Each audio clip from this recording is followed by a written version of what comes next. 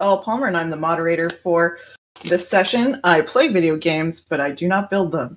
I will leave that to people understand that better. I'm an author, and I write a series called The Pimpton Tales, which is like if you took the setting of Downton Abbey and added in magic and adventure and a sword fight now and then, which, of course, is the one thing we were missing from downstairs. All right. And so I will let our panel introduce themselves. I'll start with Art. I'm Art Scheel. I'm a software engineer for a small company called Adobe Inc. Specifically a DevOps engineer. I've got a bachelor's in computer science. I have built video games, but not in a professional sense, only educational. But I enjoy what I do, and I'd like to think that I'm pretty good at it. Adobe thinks I am. My name is Brennan Smith, but I go by Talonos online. I am the director and the game design lead of a small indie studio called Space Heater Games. We just put out our first game 10 days ago today.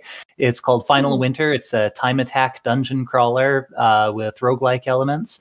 And before that, I worked making Minecraft mod packs on commission for a platform called Technic. The highest downloaded Minecraft mod pack that I made was called Blightfall. It had 2 million downloads, and it generated enough revenue for me to get through grad school. I have a master's in computer science with an emphasis in game development and design from BYU. And Keith? I saw an appreciative nod with Blightfall. Have you played it? Well, that's a great introduction to me. I am actually an anthropologist who studies intercultural history and video game culture. So yes, I've played it. I know way more about video games than I ever really should. And it's kind of a fascinating thing. I do have some books out. Myron's Gift, Stairs and Hallways, is about a little boy who can remember being 80 and an alien invasion. And he is trying to stop the alien invasion by being a 12-year-old and planning ahead. And he's using if you know video games, you know save states. He's using save states to save the day. And that's how he's doing it. I also have a book coming out called Clockwork Elf. It's about an elf and an engineer hunting monsters in Victorian England. So comes out soon enough. I don't know. Coming soon. Fantastic. So let's start with the basic question of what different platforms are there for developing video games for? Oh, there's a lot. I know. Well, it's when they first that's about this big. If we want to go back really far, originally it was only PC with Pong. And then you started expanding into we now call them consoles, but at the time the only console was Atari, but you also had like the Commodore, you had the TRS-80, things like that. So I don't know if you want to call those consoles or actual PCs, but and then now I'm not going to list all of them through today, but if you look at them today, now there are dozens of them, and some of them are very, very similar to others, and some of them are just completely off the wall. And well, games are on all of them. Which ones do you pick? We basically can break them down into subcategories. Like we have what I call the PS3, the PlayStation and the Xbox are so similar that often game makers just make small adjustments to the games when they're making them. They're like, okay, these are the specs. We're just going to prep it for this. And that's how the game gets released. Then you have Nintendo, which is usually a little lower powered, but tends to have more popularity for some reason. And then we have PC, which can run the gamut at how much power there is. Then we have phone systems, which once again can run the gamut. Like my phone can run a lot of console games today, whereas my mom's phone really shouldn't. If she's lucky, it can play like a PlayStation 2 game.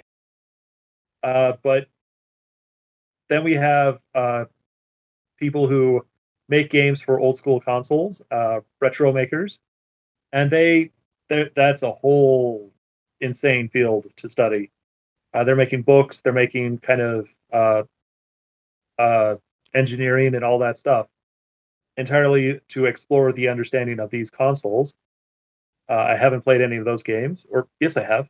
I've played quite a few actually. Just forget how I do that. And then we have kind of the PC indie type scene, and usually it's lower powered because you don't know what the console is going to be like or what the system is going to be like. But it's also because the makers themselves have only so much ability to do things, so they limit their abilities just to make it easier on them. Adobe used to have one of the best indie, super indie systems with Flash, but I don't really know what's come in to replace it.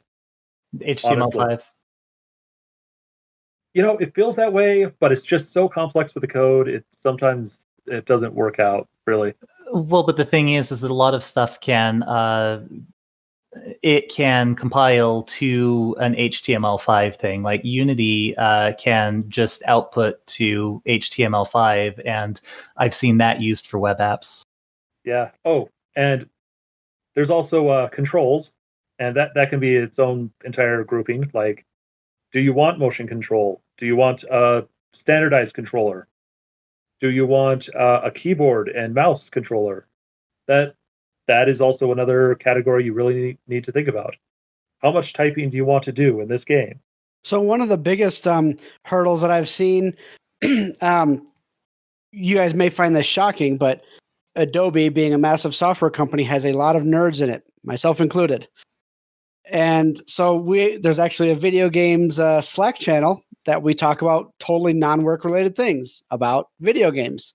And the biggest complaint that I always see is people, hey, has anyone tried out this game or this game? And like, yeah, we tried it out. It's on the Switch. Well, how is it? Everything is too small.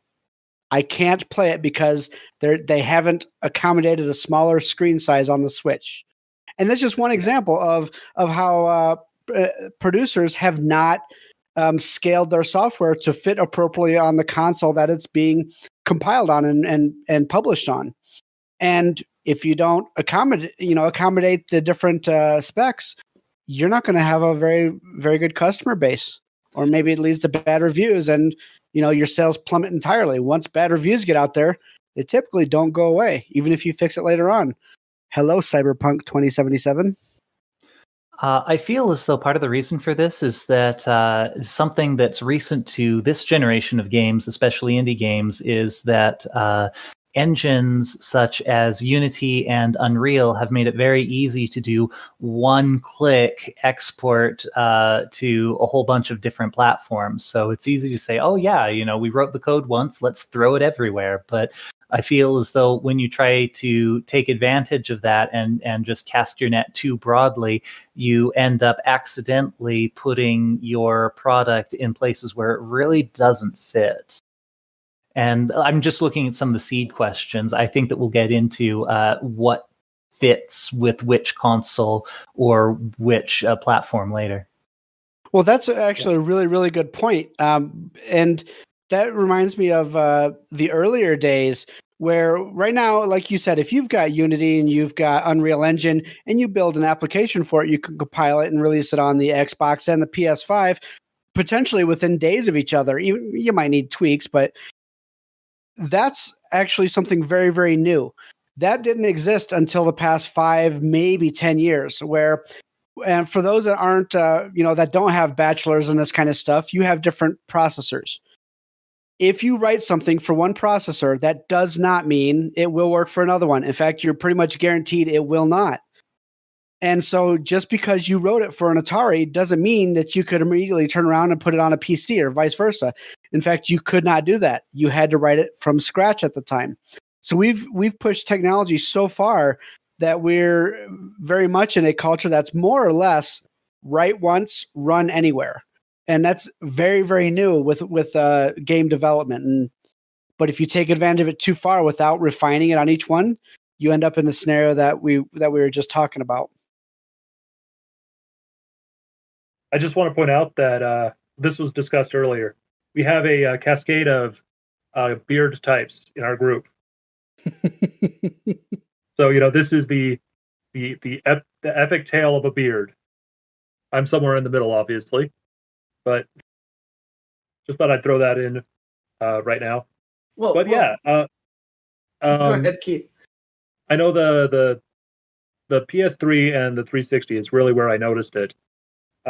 They were talking about different graphics cards and stuff, and I bought Xbox 360 controller. Actually, this one right here. Ta-da! And I hooked it up to my PC and said, okay, now I've got a 360 and a PS3 because it's got the same equivalent power as these two consoles. And yeah, the indie scene wasn't able to do it, but a lot of the major companies were, just considering these 2.5 consoles to be pretty much the same, only they had some compilation differences. And then Unity matured. And now indies have access to that sort of thing as well. Exactly. And it's Those so who are simple. unaware, Unity is a game engine. Basically, it is a piece of software that you can download for free that does a lot of game development and creation for you. It has a physics system already built in, handed to you. It's got a lot of UI stuff already handed to you. It's sort of like a make-your-own-game toolkit, but at a much higher level than something like RPG Maker or Game Maker or something like that. And if you're going to be releasing a game that's for profit above a certain level, to buy Unity is an extremely expensive process. But for the indies, it puts you right in the perfect wheelhouse for it. And again, this extends right back to what we're talking about. It lets you cast your net as wide as you want, but that's going to be fraught with challenges. And until your company makes 100,000 a year. Yep. I know those kind of scale things. But then you're like, but I'm making 100,000 a year. And you're spending 90% of it right off the bat to keep going. Oof. Yep. But that's what it takes. Yeah, there's car designers like that. 90% of all their profits go back into making cars or designing cars. So, let's. I'm going to go up by, similar to your beard range here. I'm going to go up by general flexibility or power. So if I'm developing a game for a phone, what type of game am I going to be looking for? So I'd like to jump in on this. There is a very good book called Game Design: The Book of Lenses by Jesse Scheel. It's one of the most excellent books in the field. And he categorized games as what part of the house or what place you were replacing with that. He talked about how you had hearth games that in the past, friends and family used to come together around a hearth in order to have a shared social experience. Now they can come around a video game. And hearth games are games like Super Smash Brothers or Mario Kart or Overcooked or something like that. You had workshop games, which are very, sort of isolated. They're kind of messy. They require a lot of concentration. Those are games like Civilization or Stellaris or something like that. You've got Nook games where you used to curl into a little nook with a book or something like that and read it. Now people curl into a little nook with a video game. And those are things like, you could do Fire Emblem, or you can do Bejeweled, or a bunch of different mobile games. You've got arena games like League of Legends. You've got stage performance games like Guitar Hero or DDR. And he just breaks it down and he says, each of these different places has a different style of game and they fulfill a different niche in our culture. A different cultural need is fulfilled by this type of game.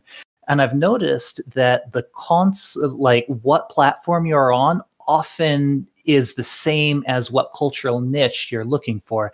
Nintendo, I think, is very popular despite the low power of their platform because they really hit the hearth games.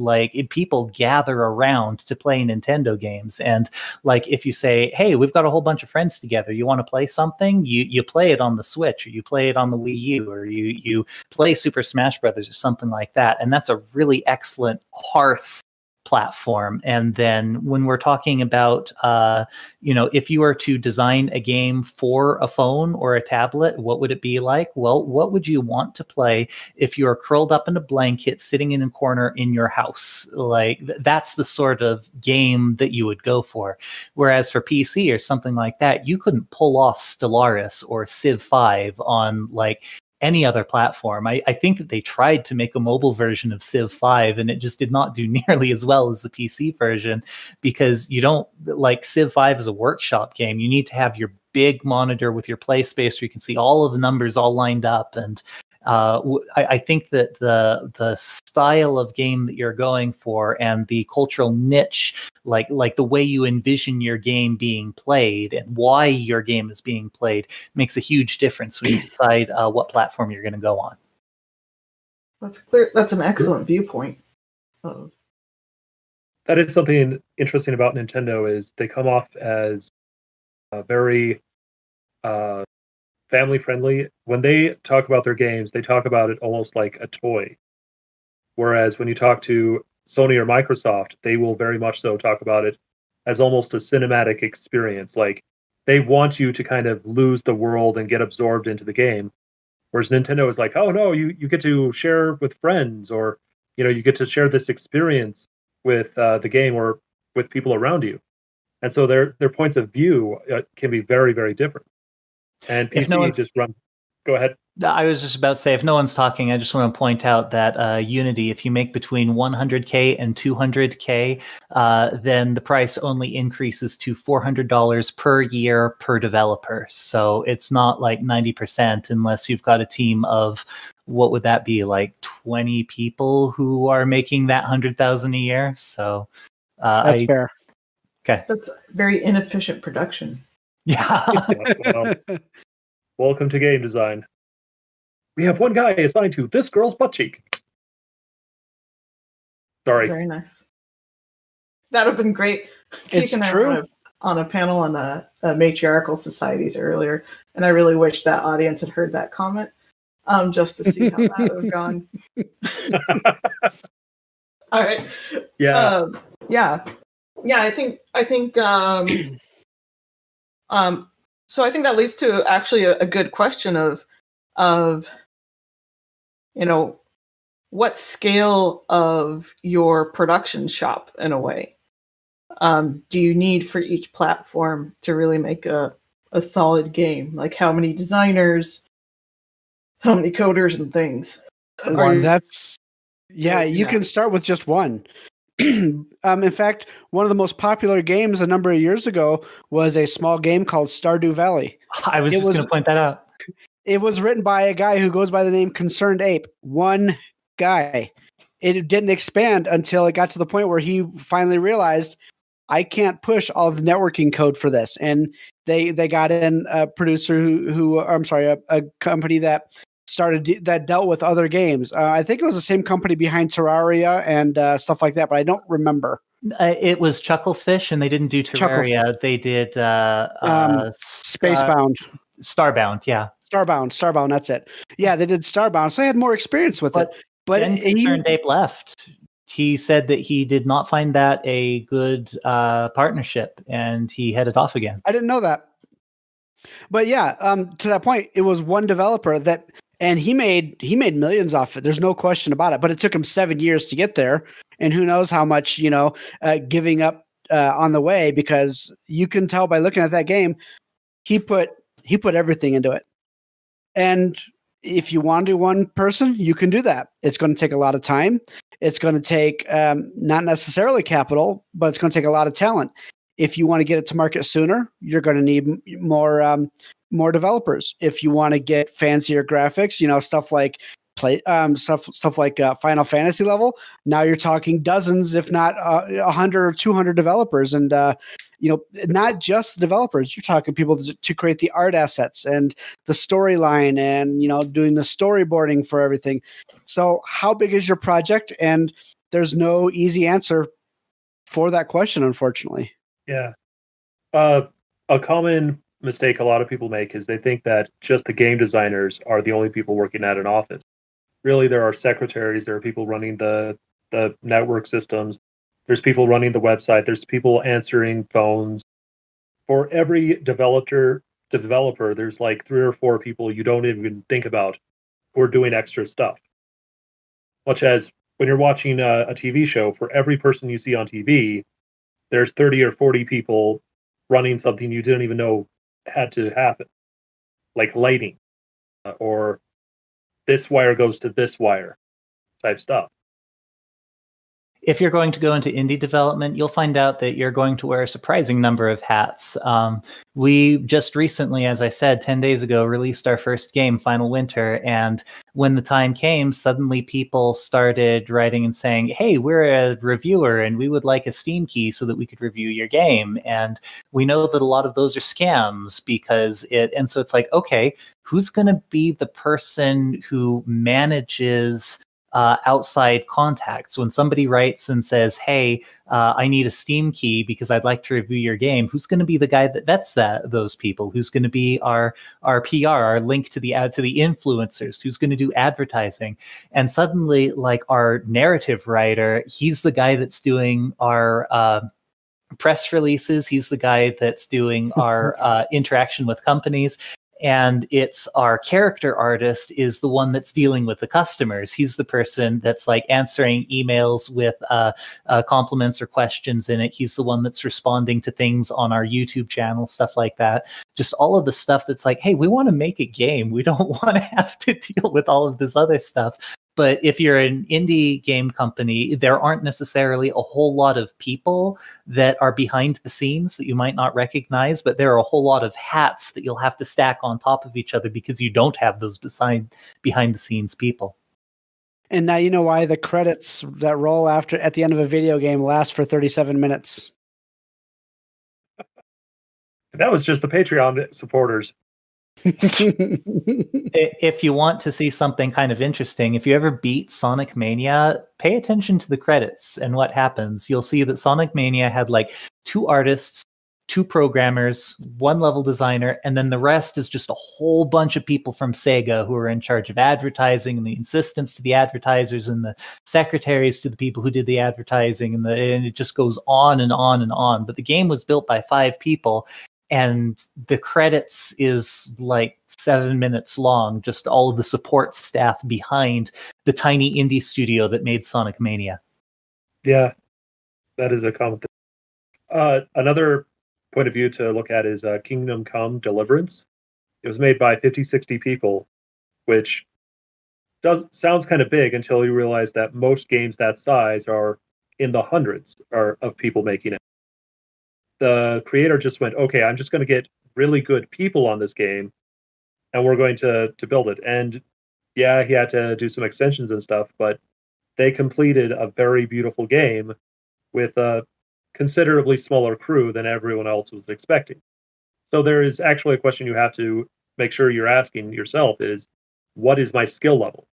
If you're at a junior, a beginner's level, you're probably not going to be able to make that really cool game just because you don't have the skills to do it.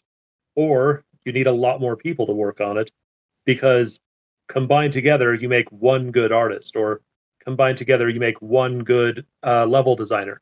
But not simultaneously. You have to trade off. Yeah. It's a joke I tell my wife. Between the two of us, we make a competent adult. And I mean, if we're going to go down this route, scoping is everything. The biggest mistake that new game designers or programmers or artists make is that they overscope their games. They try to put too much in. They don't realize how long it's going to take, especially if you're a super intelligent programmer. It's really easy to say, oh, yeah, I could see all of the systems and I know how to make them all, so this shouldn't be hard. Like, solving the problem in your head is a lot simpler than actually typing it in. And even if you type in everything perfectly, which you won't, it will still take a lot of time to type it all in. So the complexity of the systems and the graphics and things like that it's going to take much longer than you think you do. Try making the simplest game that you possibly can, and don't make a prototype. Try making it complete so that you can see what it's like when you have to put in data persistence, and you have to put in UI, and you have to like hook it up to Steam so that you've got achievements and stuff like that. And, just go through the entire process of making a game for something really simple, see how long it takes you, and then use that in order to determine how much of your dream game you're going to be able to make on your own. That is a good goal. That makes a lot of sense. Do we have more questions? Well, of course we do. That's my job. I'm just figuring out the best way to transition here. And so, how hard is it to transition between a PC game versus a console game? So if we're going back to the topic we talked about previously, it would have been, in some cases, almost impossible, just because of the lack of cross compilers. When you had the advent of languages like C and C++, you could mostly write code that could translate over to another platform, and it would compile it appropriately, but only to a very small extent. So nowadays, because that you're writing for the PC and for other consoles, it's much simpler, especially with Unity. Unity can write stuff for the Switch, even though it's a different processor. They don't have to worry about that anymore because the processors now for the major platforms, except for the Switch, are all going to be what's called x86. And I'm not talking about cell phones because that's a different animal entirely. They're x86? I thought they were x64. Interesting. Okay. So he's talking about something slightly different. Okay. Sorry, I'll be quiet then. No. Well, so originally PCs were called 386, 486. Before that it was even 286. So they just changed it and said, well, we don't know, this is going to encompass everything, so it's just going to be x86. Then later on, you had 32-bit processors and 64-bit processors. So your processor would actually end up being x86-64. So now, to even shorten it up more, they say x64, which is a misnomer because it's an x86 CPU, but it's 64-bit with... I'm not going to go too into depth because it's irrelevant right now. Just understand that it's a different platform. But at any rate... set me straight, so thank you. So anyway, at this point, it's you've got the PlayStation, you've got the Xbox, you got the PC, all running the same type of CPU. It's the same architecture. So if you write it for one, you could immediately turn around and compile it for the other platforms. Only when you start to use Unity or Unreal can you actually easily port it over to the additional ones. And we're talking about the cell phones and the Nintendo Switch, because it is a different platform. Go ahead. The question you then have to start asking is, how much space will this take? Not just memory-wise, but also how much processing power you need for each item. So if you're building this beautiful 4K game, you're not going to be able to release it onto the Switch simply because it can't process that much information. You have to include things like interaction and things moving back and forth. I used to do this with Half-Life 2. If you know a program called Gary's Mod, it was a mod for Half-Life 2. I would have all the enemies fight each other, but if they ever started aiming at me, my computer began to slow down because that took a lot more top-level processing than the enemies fighting each other. So you have to actually consider that. You have to take all of your assets, all of your art and all of everything you made for the levels, downgrade it so that it can fit into the processing needs for the Switch, and then downgrade it again for whatever cell phone you're aiming at.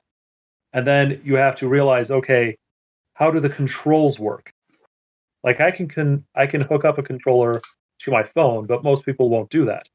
So you literally have to make like little touch buttons on the phone, and that will have a very different feeling from, a controller on your screen or on your big screen TV at 4K. You just have to consider those different options. You have to adjust everything to the actual needs of those consoles or of those systems, whatever. Fortnite, I think, is a great example of that. You've got Fortnite for PC, you've got Fortnite for consoles, and apparently you have Fortnite for phones, which just sort of blew my mind. But if you look at the way that the interface handles between all of those different platforms, it's different, and you have a different gameplay experience in each one, and you actually have different servers for each one because PC gamers have much more precision with the mouse than you do with the controller. And oh my goodness, you've got so much more control with the controller than you do with a tiny phone screen. Like the level of accuracy of those players, if you threw them all into the same mix, would just be not fun for the people on the smaller platforms. But to your point, I think that from an indie level, like what you're saying is completely true on a AAA game level. But if you're on an indie level, I think that if you're a smart programmer that does their research and knows how to optimize their games in order to avoid getting rid of slowdowns, the stuff that you will be able to put together as a single person often will not be enough to tax the hardware of even a lower end thing unless you do it really naively.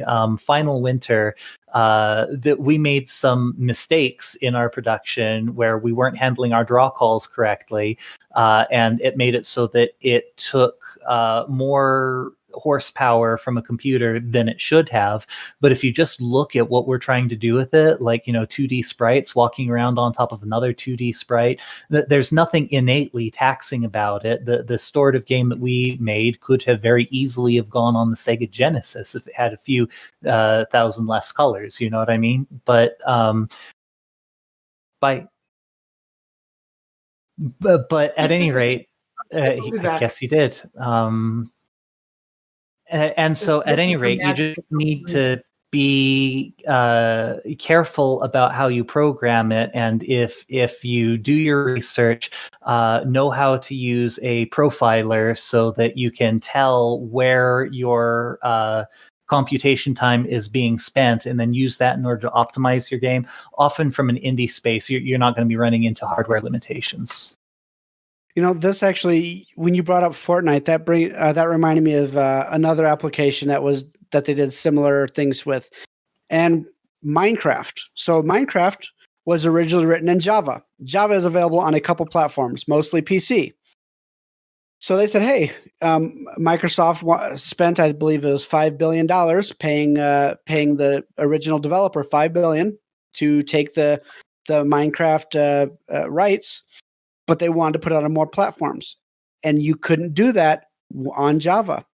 So what they did was now you have two versions of Minecraft. One is Java Edition, and the other one is what's called Bedrock. And so, the guy that made Minecraft didn't have any way of knowing this, that, he was going to end up producing it for all kinds of different platforms. If he did, he may have chosen something other than Java. So Microsoft turned around, they rewrote it, and now the Bedrock edition is now written in C++, which can be cross-compiled to different platforms.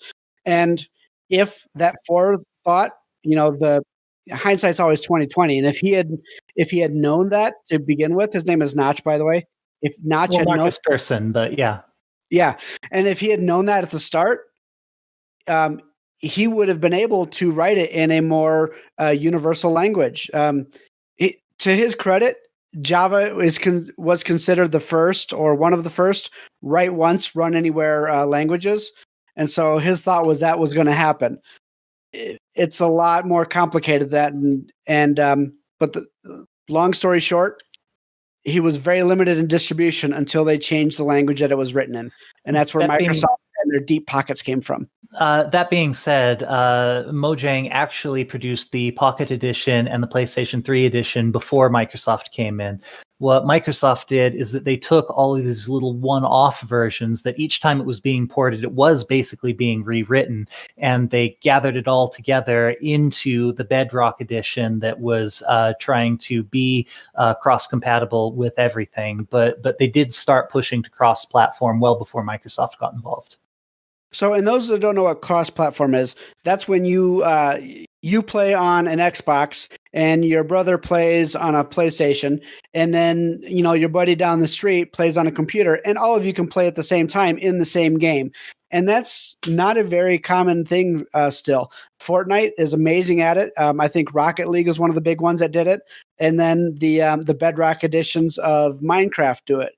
But if you want to do the Java one with the Bedrock, it's not going to happen. And this is exactly what Brennan was talking about with cross-play compatibility.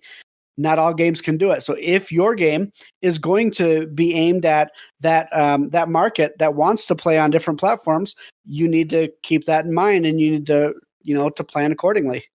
And we kind of need to talk for a little bit about why cross-platform compatibility doesn't always happen. PlayStation, apparently, they claim that they allow for cross-play, but apparently you need to have the right connections in order to do so. There was a high-profile case recently where there was a game called Wargroove that said that they were going to have cross-play, and they tried to make it happen, but Sony just would not return their calls. Literally in their code, they say, all we need to do is flip a switch and it will be cross-platform. You'll have cross-play involved so that people on the computer version can play with people on the PlayStation version, can play with people on the Switch. And it just doesn't happen because they don't have the go-ahead, because Sony won't return their calls. And apparently you can only get into cross-play with Sony if you are above a certain weight class, you know what I mean? But yeah, Wargroove, everyone can play with everyone except for the PlayStation people are off in their own little corner. Which I think is another thing that we haven't talked a whole lot about, is that it's not just, hey, I've written a game for the Switch, now it's out on the Switch. Different platforms have different barriers to entry as well. For instance, I understand that Nintendo has one of the hardest certification exams in order to get onto their platform out of any of the console developers, that your game needs to be way more bulletproof on a Switch than it needs to be in order to get onto Steam or onto the PlayStation Store or something like that. Yeah. Have you guys had any experience with that? Yes. I'm from Seattle, so Redmond is well known to me. If you want a joke for Redmond, hey, where does such and such live? Oh, he lives right next to the Microsoft building. Which one? There's like almost every building in Redmond is Microsoft now, and Nintendo actually moved out of the area, but they were there, and everybody was telling me, oh, it's just right next to the Microsoft building. And I'd curse at them.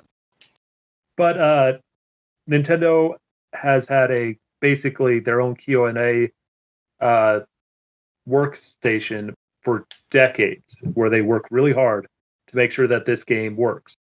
That doesn't mean that whether or not the game is good, usually, but it is, does this work and will it have any problems? And they will test it. And it's really boring testing, like stand at this corner for 30 minutes, see if anything happens. Try to run into this corner for 30 minutes, see what happens. And they just do that for every single little detail, because if that problem shows up, they're going to hear about it. So they're just going to test it as soon as they can before they even release it. And they expect that same level of competency from the indie devs that get put onto the Nintendo store as well.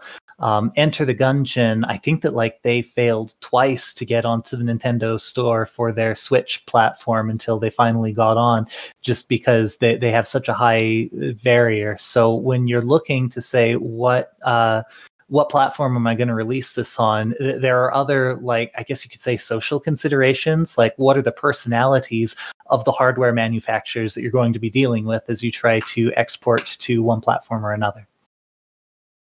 Just as a note to those watching, if you guys have any questions, feel free to share it in the Gary Gygax. I hope I'm pronouncing that right. Gygax. Gygax. Thank you. He's the creator of Dungeons and Dragons. He was a god until his passing. The Roll for god pronunciation. Gygax. The god Gygax. That's about right. Feel free to post any questions in there over the last 10 minutes or so. If you have any specific questions that we haven't addressed yet. So one of the things I was thinking about as you guys are talking is what kind of... So when someone picks a console that they're going to play a game on, what kind of feeling do you think they're going for? So versus, I'm going to be going on a PC to play this game, or I'm going to go on an Xbox to play this game. What kind of feeling is that user looking for? It's going through their mind when they choose? Yeah. Because I think that would be helpful for a developer. Yeah, it is. It totally is. And honestly, between your Xbox and your PlayStation, there's two primary considerations. One, what are my friends using? Two, do they offer cross-play compatibility? And three, which exclusives does this platform have? Exclusives is a big thing. Exclusives is huge. Like there was a huge one for PlayStation. Was it 3 or 4? I don't remember. But it was The Last of Us. And now they did The Last of Us 2. And that was a massive draw for Sony to get people onto the PlayStation because those games were not released for the Xbox or the PC. So exclusives are huge.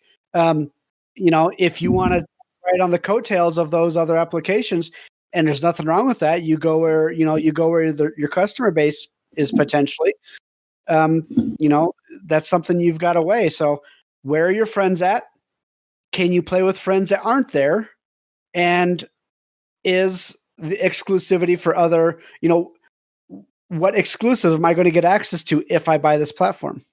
Well, and not only that, but because of what exclusives come out on what platform, you start to get a bit of a reputation. I remember back in the PlayStation 2 era, it's like the PlayStation was your RPG console, and the Xbox was your shooter man console, and the Nintendo was your kiddie family-friendly console. And so if you were releasing a RPG, sometimes you would want to intentionally put it on the PlayStation just because the PlayStation is where all of the RPG fans would tend to congregate. And if you wanted to put out a shooter, you would put it on the Xbox because that's the platform that already had all the shooter fans on it. I don't know, now that we've got cross-compiling where you can put your game on a whole bunch of different places at once because of tools like Unity. I don't know if that's still the case, if different platforms still have those sorts of reputations, but...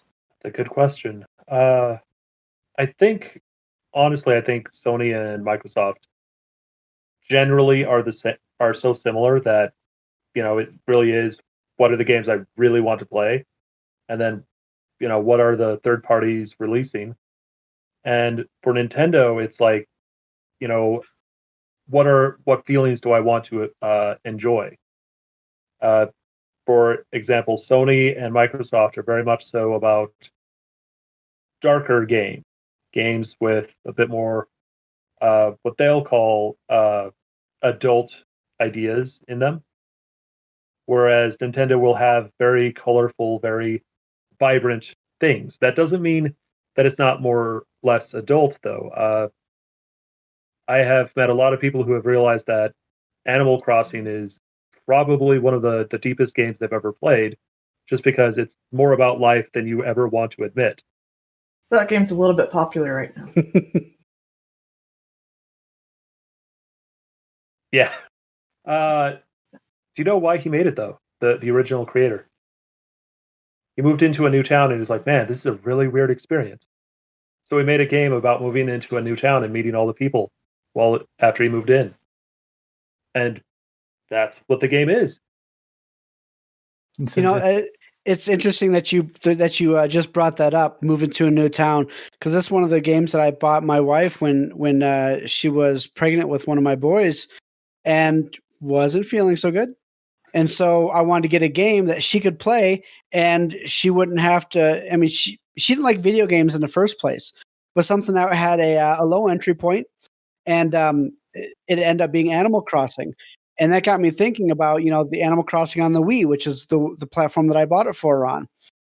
And then I got to thinking, well, what's the next platform after that? My brain went to the Switch because it skipped over the Wii U because of how I'm gonna this is my personal opinion, how awful of a platform the Wii U was. It was a terrible user experience.